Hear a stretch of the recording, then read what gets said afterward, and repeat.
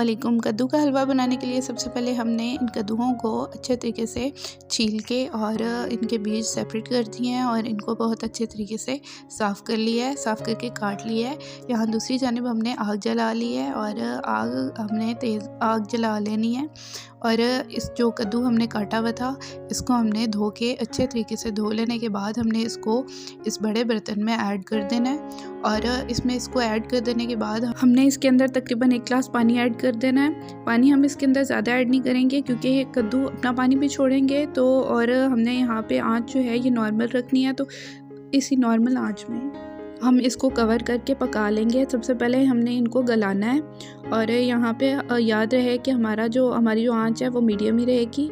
हमारे कद्दू जो हैं वो गलना शुरू हो गए हैं और ये देखिए जी, आपने थोड़ी देर के बाद इसके अंदर चम्मच चला लेना है क्योंकि ये ना हो कि आपके कद्दू नीचे से जलना शुरू हो जाएं। तो ये है कि आपने इसको अच्छे तरीके से मिक्स कर लेना है। यहाँ पे अच्छे से मिक्स कर लेने के बाद आपने दोबारा से इसको गलाने के लिए छोड़ देना है कवर करके। जी, तकरीबन यहाँ पे 15 मिनट हमारे लगे हैं और हमारे जो कद्दू हैं वो ऑलमोस्ट गल चुके हैं। तो यहाँ पे इनके अंदर हल्का हल्का सा पानी रह गया है। तो आपने क्या करना है कि किसी भी चम्मच की मदद से, चम्मच, स्पैचुला या फिर मैशर की हेल्प से आपने क्या करना है कि इनको अच्छे तरीके से मैश कर लेना है। इस तरह से आपने इसके अंदर चम्मच हिलाना है और ये मैश हो जाएंगे और इनकी जो गुठलियाँ वगैरह जो लम्प्स हैं वो ख़त्म हो जाएंगे। इसके बाद जैसे ही हमारा ये जो है गला हुआ जो कद्दू है ये अच्छे तरीके से मज़ीद हम इसको मैश कर लेंगे। तो मैश कर लेने के बाद हम इसके अंदर दूध ऐड कर देंगे। दूध हमने इतना ही ऐड करना है जिसके अंदर हमारा जो कद्दू है वो अच्छे से डिप हो जाए। यानी कि अगर हमारे पास 2 किलो जो है वो कद्दू है तो हमने इसके अंदर तकरीबन 1.5 लीटर दूध ऐड कर देना है। जितना ज़्यादा आप इसके अंदर दूध ऐड करेंगे तो उतना ही ज़्यादा इसका टेस्ट इन्हांस होगा। इसको अच्छे तरीके से मैश कर लिए हमने और मैश कर लेने के बाद दूध ऐड कर दिया है। जैसे ही हम इसके अंदर दूध ऐड करेंगे तो इसके साथ साथ हम इसको पहले तेज़ आंच पे अच्छे तरीके से पका लेंगे क्योंकि दूध ऐड करने के साथ ही मैं यहाँ पे तकरीबन 2 से 3 अदद इलायची है मेरे पास, वो मैं यहाँ पे ऐड कर दूँगी। और इसके साथ ही यहाँ पे कोकोनट पाउडर है, तकरीबन ½ कप मेरे पास कोकोनट पाउडर है, वो इसके अंदर ऐड कर दूंगी। यहाँ पे ये जो कोकोनट पाउडर हम दूध ऐड करने के साथ ही ऐड करते हैं तो उसका इतना ज़बरदस्त टेस्ट आता है कि मैं आपको क्या बताऊँ। आप ये चीज़ लाजमी ट्राई कीजिएगा और मुझे फ़ीडबैक में फिर लाजमी बताइएगा। अब हम इसको कंटिन्यूसली स्टर करते हुए पका लेंगे और हम इसको ड्राई कर लेंगे और इतना पकाएंगे कि हमारा जो दूध है वो ड्राई हो गया है। और दूसरी जानिब हमने क्या करना है कि एक कढ़ाई के अंदर हमने हल्का सा पानी ऐड करना है और उसके साथ ही हमने तकरीबन 400 ग्राम यानी आधा किलो से थोड़ा कम शक्कर डाल देनी है। साथ ही 100 ग्राम घी ऐड किए। ये घी कम इसलिए ऐड कर दी हूँ क्योंकि हम उसके अंदर ऑलरेडी दूध ऐड कर चुके हैं और दूध की भी अपनी ही चिकनाई होती है। यहाँ पे आप देसी घी भी ऐड कर सकते हैं और इसको अच्छी तरीके से स्टर करते हुए हमने चाशनी बना लेनी है। यहाँ पे मैं आपको बताऊँगी जब हमारी चाशनी रेडी हो जाएगी तो उसके बाद हमारा जो कद्दू है, जो हमने दूध के अंदर पकाया हुआ कद्दू है, वो हमने इसके अंदर ऐड कर देना है। यहाँ पे हमने मीडियम टू हाई फ्लेम पे इसको अच्छे तरीके से हिलाते हुए पका लेना है। जैसे ही हमारी चाशनी तैयार होगी तो मैं आपको बताती हूँ। यहाँ पे ये देखें जी, हमारी चाशनी का कलर जो है वो चेंज होना शुरू हो गया है। आप देखें इसके अंदर बुलबुले से बन रहे हैं, लेकिन ये बबल्स बनने का मतलब ये नहीं है कि हमारी चाशनी रेडी हो चुकी है, बल्कि जैसे ही हमारी चाशनी के अंदर एक तार सी बनना शुरू होगी तो इसका मतलब ये है कि हमारी चाशनी रेडी हो चुकी है और हम इसके अंदर अपना मिक्सचर ऐड कर देंगे।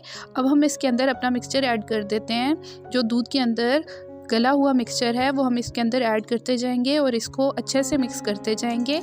यहाँ पे हमारी परफेक्ट चाशनी रेडी हो चुकी है और इसके अंदर हम साथ साथ ये ऐड करते जाएंगे और साथ साथ हिलाते जाएंगे ताकि हमारा जो हलवा है वो लम्प्स फ्री बने। यहाँ पे लम्प्स बिल्कुल भी नहीं होने चाहिए हमारे पास।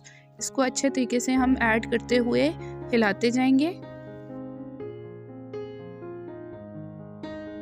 जी फ्रेंड्स, यहाँ पे हमने इसको अच्छे तरीके से मिक्स कर लेना है और मिक्स करने के साथ ही हम इसको मीडियम फ्लेम पे पकाते जाएंगे। और अगर यहाँ पे आप फ्लेम हाई रखना चाह रहे हैं, आपके पास टाइम कम है, तो आप बेशक फ्लेम हाई रख सकते हैं, लेकिन इसको आपने कंटिन्यूसली साथ ही हिलाना होगा। इसको कंटिन्यूसली हिलाते हुए हम पका लेंगे। और यहाँ पे हमारा थोड़ा टाइम लगेगा हलवा पकने में, क्योंकि ये हलवा थोड़ा सा ज़्यादा टाइम लेता है। अगर आपके पास टाइम ज़्यादा है तो आप बेशक अपना फ्लेम स्लो करके इसको कवर करके छोड़ दें और तकरीबन 2 घंटों के अंदर आपका हलवा पक के रेडी हो जाएगा। अदरवाइज़ अगर आपके पास टाइम कम है तो आप मीडियम फ्लेम पे, मीडियम से हाई फ्लेम पे इसको पका सकते हैं। और ये तकरीबन आधे घंटे के अंदर ही आपका जो हलवा है ये अच्छे से पक के रेडी हो जाएगा। तो हमने क्या करना है कि इसको अच्छे तरीके से हिलाते हुए पका लेना है हमने।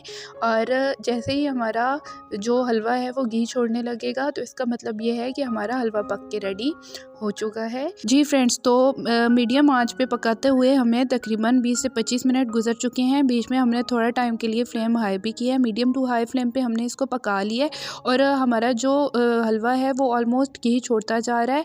और आपने ये कोशिश करनी है कि आपने कंटिन्यूसली स्पैचुला जो है वो चलाते रहना है। अगर यहाँ पे आपका स्पैचुला रुकेगा तो ये है कि आपका हलवा जलने का खतरा है।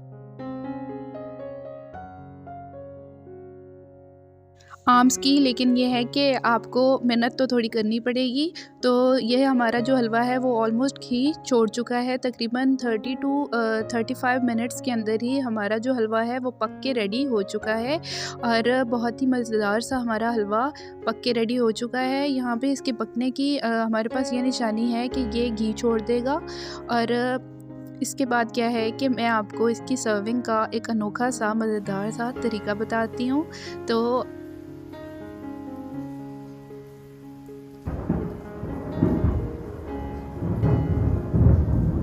इसके साथ ही अगर आपको वीडियो पसंद आई हो तो इसको लाइक, अपने फ्रेंड्स एंड फैमिली के साथ शेयर और मेरे चैनल को सब्सक्राइब करना ना भूलिएगा। अपना ख्याल रखिएगा और मुझे दुआओं में याद रखिएगा। आइए अब मैं आपको लेके चलती हूँ अपने हलवे की मज़ेदार सी फाइनल लुक की जानिब।